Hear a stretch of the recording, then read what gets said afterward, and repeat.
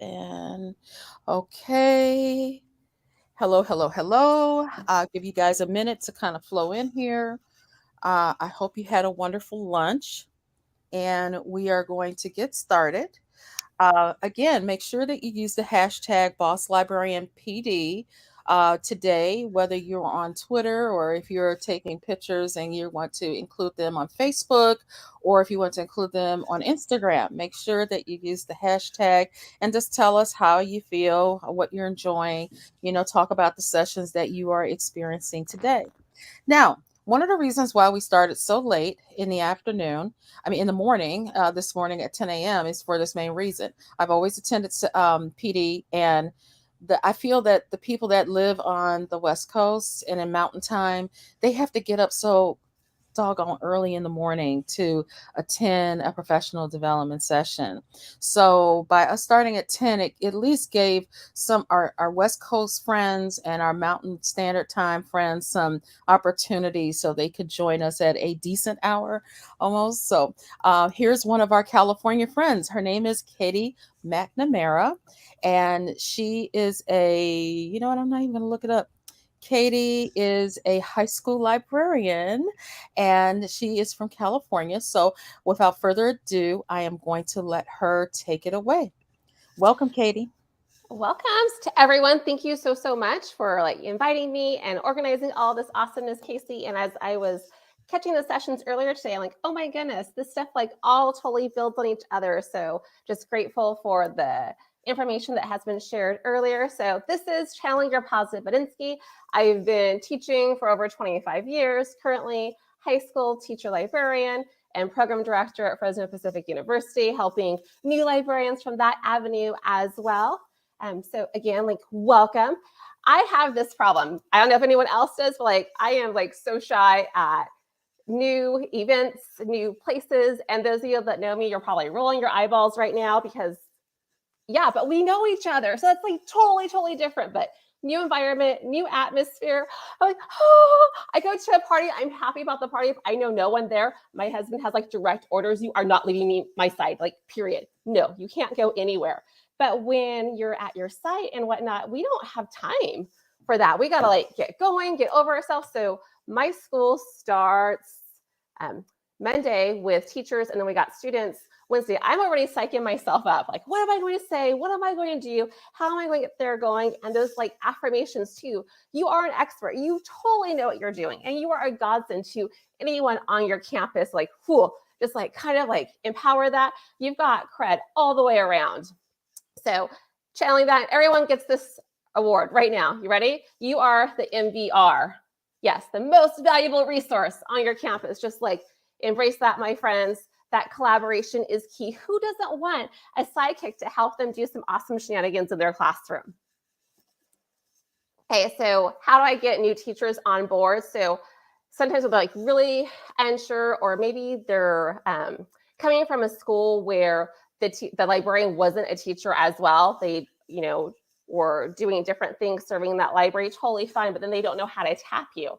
So this is something I rely on a lot, that moment where you're not sure about how to do something, you want to change something, maybe they taught it before, but they want to shake it up, they want to bring in some new things, bring it to today, they need more time to do something, they're thinking of this awesome idea, but they don't have time to execute it.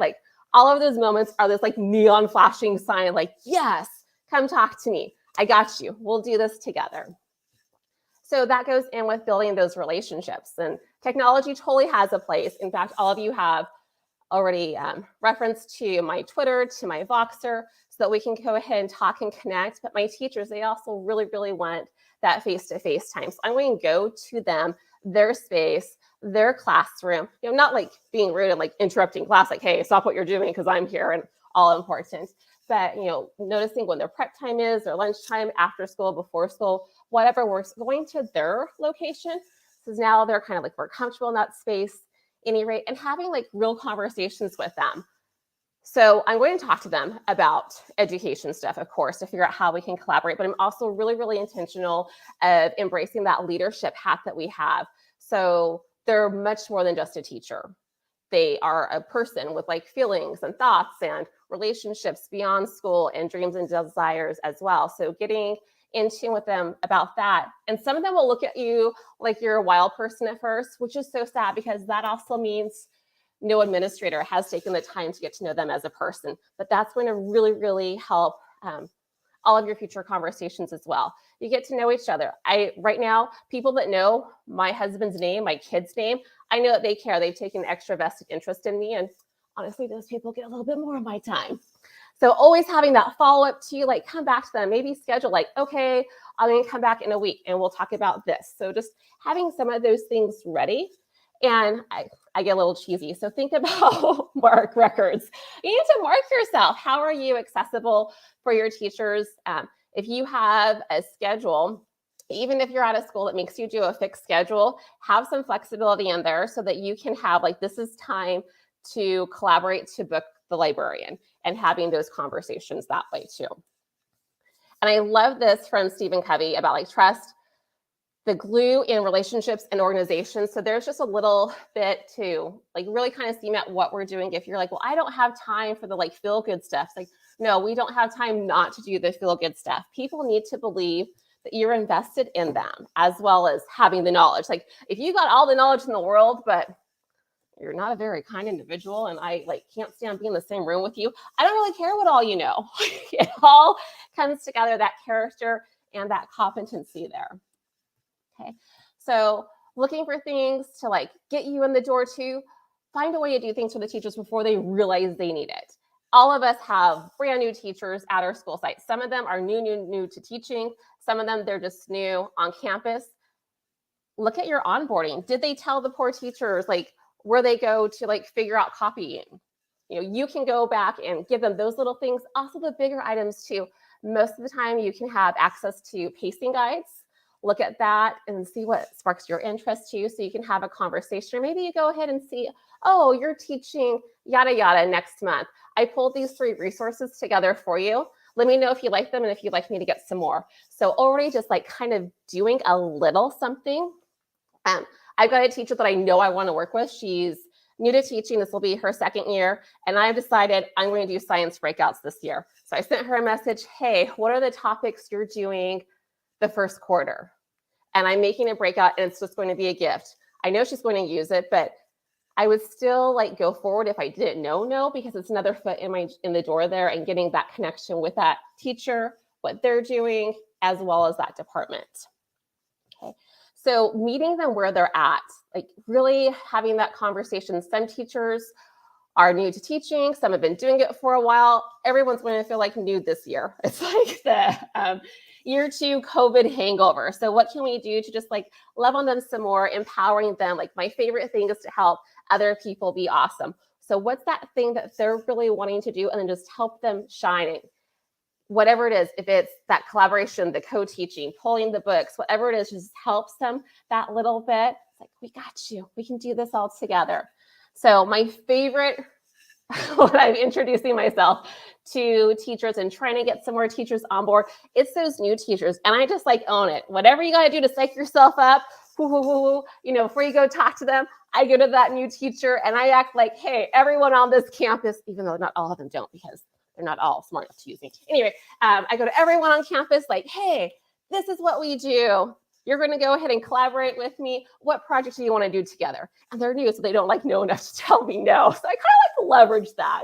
And then I also love connecting with my special ed teachers because unfortunately at my campus, I do have some naysayers like, oh, well, kids can't do this. Oh, they can't do that. Oh, well, those kids. And I already know anytime someone says those kids, I'm like, shh, we're never going to be friends. We got to like rethink how we're labeling and dismissing kids. But I'll do something with special ed and the students always blow my mind and do fabulous things. So here now I have a student sample of what was done at a special ed level. So I go to a higher regular ed course, like don't tell me they can't do it. I can, well, actually last week, here's this example of what I did with special ed. Super awesome. Okay, so this phrase, and I'm sorry if it's like a little personal, I see this on emails. I see it all over the place. I hear of teachers just like going off and using this phrase, and teacher librarians, school librarians, how can I help? How is someone going to know what they can ask when they don't know what to ask for? Yeah, like think about that for a minute. I don't know what you can do for me. So saying how can I help really puts everything on them. Just like, when you got a friend that's, struggling with something, how can I help? Well, you just like added anxiety to them. Not only are they floundering, now they have to figure out how you can do something. No, no, no, no, no. Get rid of that phrase. We're going to go ahead and rework it. What can you say instead? So if you want to get to it or just come back to this later, or we can even just use the chat, blow up that chat, what can you say instead of how can I help? So go ahead, blow up the Padlet and or the chat right there. Get some ideas. What's good to say instead of that? So, hey, what unit are you working on? Get your foot in the door with that, with a conversation. Oh, I like this question too. What do you have coming up that you're not looking forward to teaching? That's like gold. So whatever topic it is, and us librarians, we tend to be interested in like everything. So this teacher isn't excited about something, like, oh, heck yeah, I'm going to find a way to like get excited about it and pull in X, Y, Z and A, A, B, B, C, C, and make it all super fun for the teacher as well as the students. Okay, and then this is, personalized backwards PD. So way back in the day, we used to have real mentor teachers. And I'm in California. I don't know where it is everywhere else. Like my mentor teachers now, pretty much they're in charge of making sure paperwork is properly done and checkboxes done. And there's a little bit of support. Sometimes it's not even a teacher that's in the same subject matter or grade level. So previously, you used to really be able to be like one-on-one with teachers, show them how to do things, have conversations, and really help build that way.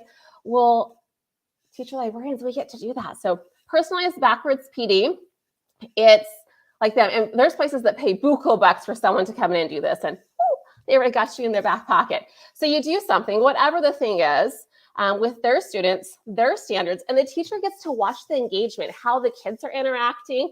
And yeah, if I'm doing something, this is not time for you to go grade or go get a latte or walk your 5 miles. No, they're in the library with me while we're doing this stuff, because what I'm teaching the kids is just as valuable as what I'm teaching for the teacher. Maybe I'm having a conversation about graphic novels and I want to say, whoa, this is real reading, just like those audiobooks. And sometimes I like phrase things more for the teacher than the students, but it all works out there.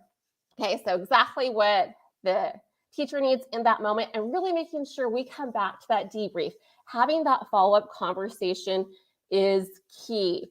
And going into it like both of you are learning. So having that conversation that sometimes it's brave for us, like what went well, what didn't go well, what do you want me to do differently for you in the future? So really, it's this big growing reflection component, but it's also a way to like love on that teacher. Hey, I'm not perfect either. Let's figure this out. And let's go ahead though and plan this next piece. Maybe we're going to build on this. Maybe we're going to do something different, but that debrief, you're booking that next thing again with them. Okay. And there's things that you know they need to know. Okay, so send them a link. And that's when you get a group of teachers. And yes, you can make sure you're using a bit.ly, some analytics with something so you can see who opens it. Maybe you don't want to see who opens it. Usually breaks my heart. So then there's other people like, nope, I need to see it. They need the visual. So it's a screencast. Well, that's sometimes an extra click. Some people need like a poster that organizes, has a step at a glance, and don't do that attachment thing. No, embed the picture so it's in the email. They open it, they say like, oh, okay. Sometimes you got to do it all together. And every one of us will have teachers that they're not going to grasp any of it without having a conversation. Fine. And then they'll have a smaller group that they're not going to be able to do anything unless it's really that side-by-side, shoulder-to-shoulder support. So as you're working with your teachers, get to know their learning style as well. Like, what is it that works best for them in their time, their brain? I love being told what to do and then watching me do it. Like, that's my learning style. Totally awesome. Someone tries to drive on my computer and like show me and moves my mouse, like, whoa, it's on. You don't touch my mouse. You didn't even ask. No, let me go ahead and do the driving, but everyone learns differently. So just thinking about that. So we got to have like different styles that we can go ahead and send. And you're making all these screencasts. Think about your housing capacity. Where is it at? You want them nice and pretty in one spot. So staying that organized all the way. And then They also know they need this stuff, but they're not going to come like, hey, the kids are horrible at reading, which newsflash, every school has kids that are horrible at reading. We got an issue there. But they're not going to come and say, yeah, the kids aren't like reading on grade level. And I really want to make this more exciting for them. So will you come help me? Teacher's not going to come to you out of the blue and ask that. So they know they need this help. You can start with some of these things. How are you going to show that literacy support? How are you going to embed basic reading strategies to help their literacy improve? Are they going to make a quote card, which so easy. So quote card, whatever app you want to use, if it's Canva, if it's Adobe Express, if it's Google Slides, having an image plus a quote that was important to them of what they read. Low skill on the student seems like, but they're doing mega thinking. They're pulling a piece of evidence. They're connecting it to an image using creation and graphic design concepts. It's proof that they're actually doing their reading. And big bonus, takes the teacher like 5 seconds to grade. Super, super cool there. Okay, and the fun factor, so my evil plan, well, I have a few evil plans, but my biggest evil plan is for students to like beg their teacher, well, when are we going to the library next? When are we going to go back there? Okay, and then we're also looking at a talent gap when we've got this mass exodus of teachers. I don't even know what's going to look like. I've got half of my teachers this next year are new, and 3/4 of them are new to teaching.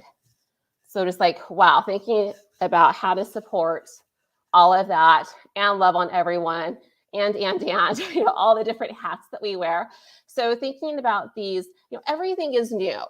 So if you've been teaching 5 years, you know a ton of stuff. Don't think like they don't know or that they automatically know stuff because you do. You show a new teacher Control-Shift-T, they might be your best friend now because they didn't know that trick. So don't think that, or don't like to just assume that they know things.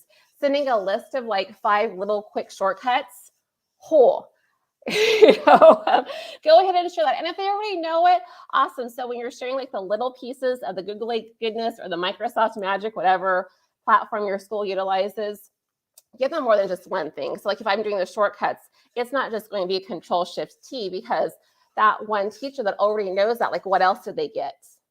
So giving a few things together, not overwhelming. I'm not going to send like 20 shortcuts at once.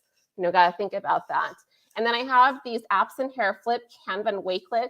Those are some tech tools that I go ahead and lead with because they're very robust. I can hit all my standards real easily, and it's free, not even that premium stuff. Like everything there, I got all my bells and whistles ready to rock and roll. So just having those conversations with the teacher, helping me know what direction I want to go. So never ever like leading with the tool, leading with what they want to teach. Like, oh, well, this tool will help empower the students more with that fun factor and whatnot. I've got Pear Deck there with question marks, not because I'm like, oh, you should or shouldn't, but at my school, Pear Deck is purchased district-wide. So heck yeah, I want to go ahead and make sure my teachers will, know because there's no email that communicates that everyone has this Pear Deck thing, and then there's no training about it. So my first task is like, hey, we've got this, and like, how can we use it? So if you've got something that your school district is providing, then that's something else to really tap in and make sure we're using, especially if you like it. They look at analytics too. If it's not being utilized, that district is going to stop paying for it. And then you've got teachers that'll have to decide if they want to pay for it themselves. So really, really want those analytics of usage and whatnot going on there. And then there's like things you need, because it's not all about them. You're important too. What do you need? Well, there are students, like I get great ideas, or I see something like when I first saw book snaps being introduced on Twitter, I was like, oh my gosh, I want to do that. But guess what? I don't have a class to run it with. And while I teach a small group of library science students simultaneously, they're usually, a little bit better with their schooling, their upperclassmen. No, I need the gambit so that I can tell if this is like a legit skill to try to use. So going after them, I need their students. I need those case studies that, yes, this works. And they always like phrase it like they're doing you a favor, like, oh, I really need to do this. Can I please use your class? So of course they're going to say yes, because we make it like they're helping you out. Amazing. And again, they're not leaving. We're doing that backwards PD for them as well. If you're in a credentialing class, you're going to have tasks that like have you need students too, like a collaboration unit. Now, when I first went through my classes, you're gonna get some like true stories, like what not to do. I like was so pleased. I begged the teacher that I thought liked me the most on campus. And of course she said yes, but I was so pleady.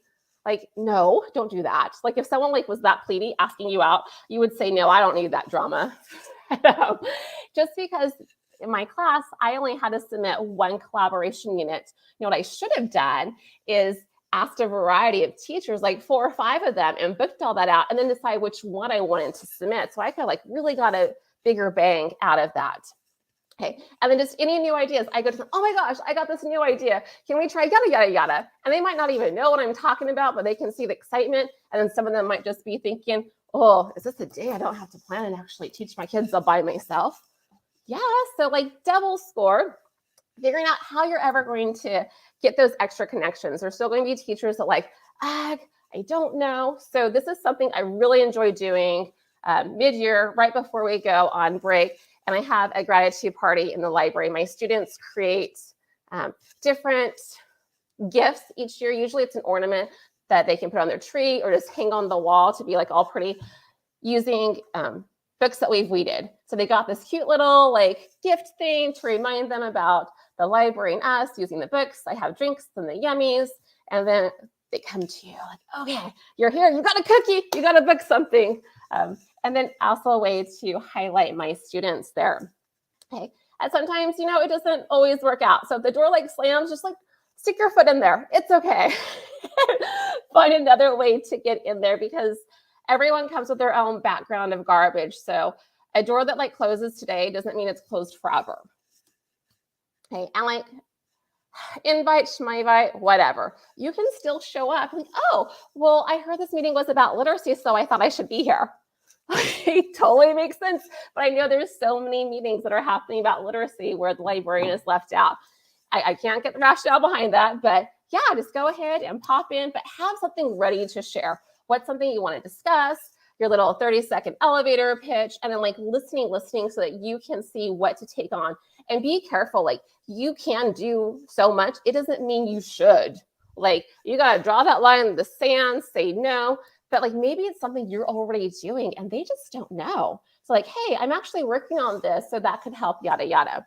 So having those conversations that way as well. So we're going to butt in with everyone. So even doing with your students, one of those pictures there, you see the bookmarks. I noticed one of my students at my campus was a really great artist. Like, oh my gosh, we could do these bookmarks. And like, she drew up like 4 different designs. And I'm like, okay, but you got to put your name on it because you need credit for this. And I've got her name on there, and students are just loving it. And then I'm showcasing their talent as well. You'll have this link later. I'm not going to play this, of course, but here's an easy way to butt in with add in cinema video stuff that you're doing. Sometimes I'll do it like a first quarter. And this is like my first one. So it is a little atrocious. It is a litlittle long. But you know what? Admin loves this stuff. That's something they can easily put on their social media, share with their other team, just makes them look good. Okay. Being that connected educator, we've talked about how important it is to get on board with social media. I got like 1 teacher librarian at my school site. That just is not good enough. And then I've had turnover at my district, so a lot of the other teacher librarians are new. I've got to go out and find people. Like I went out and I found Casey. I found all kinds of other people. And you know what? Whenever I ask any of them for help, they have never told me no. We have about less than 1 minute left, and we want to get into at least one question. Yes. Okay. So I'll just leave this one up there for a moment. Butinski and Capstone, they are totally on board with what we're doing. So I'm presenting this in Butinski. If you're like, oh, that's kind of cool, here is a way to get a full year subscription to Butinski. I'll leave that up for a bit. You gotta like tag us, and of course the hashtag, and like, yeah. So questions away.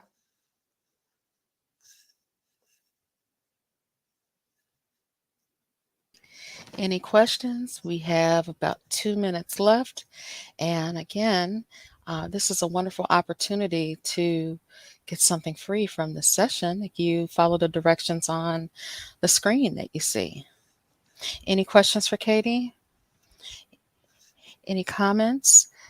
Please go in the chat. Let's Katie know how much we appreciate her presentation today. This was really great.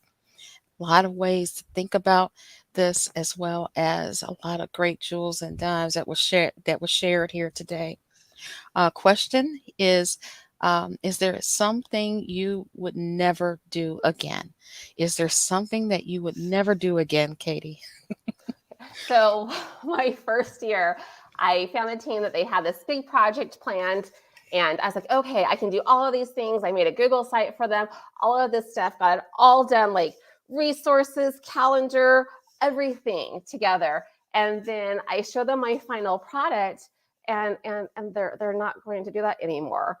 I was livid times like a million. So what not to do again is get an idea and go do it all by yourself and then show them at the end. No, no, no. Just like with their kids, we have those checkpoints, get that feedback along the way. What's going on? Have those checkpoints. So I'm going to do a little bit and then I'm going to have another conversation like, hey, okay, so is this the direction you want it to go? So never like coming back like, well, hey, are you still doing this? Because I don't want to waste my time. But no, having those other questions, hey, here's what I've got so far. Am I going the right direction? Just phrasing it like that. And so maybe they see what you've got and they're real excited. Maybe they want it a little bit different, or maybe like they've got a directive from the district and they have to change gears anyways. And so it's a time to like find out what's going on. Okay, thank you so much, Katie. Whew, you got a lot in that short period of time. Thank you so much. We're going to jump to the Thank next you. session. So, everyone, have a great day. If you have to leave us, but if you're staying on with us, please jump over to the next session. And again, many thanks to you, Katie. Bye now. Thank you all. Bye.